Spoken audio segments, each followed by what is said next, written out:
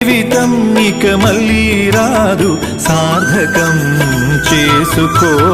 శిలా నీవే, శిల్పి నీవే, శిల్పము నీవే సృష్టిలో.